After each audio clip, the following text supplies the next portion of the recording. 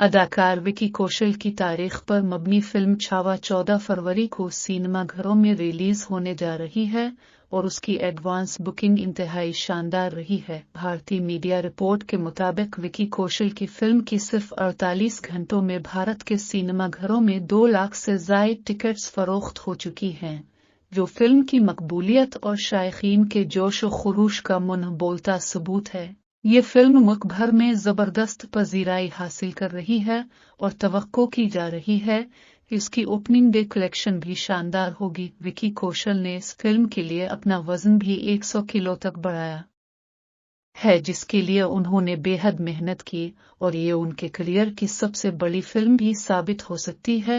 अपने किरदार में हकीकी रंग भरने के लिए विकी ने अपने कान भी चेदवाई हैं। याद रहे कि फिल्म छावा की हिदायतकारी लक्ष्मण ओतीकुर ने की है, जबकि इसमें विकी कौशल और रश्मिका मंदना मरकजी किरदार निभा रहे हैं। दीगर नुमायां अदाकारों में अक्षय खन्ना, आशुतोष राणा, देव्यादिता, विनीत कुमार सिंह और डियाना पेंटी शामिल हैं।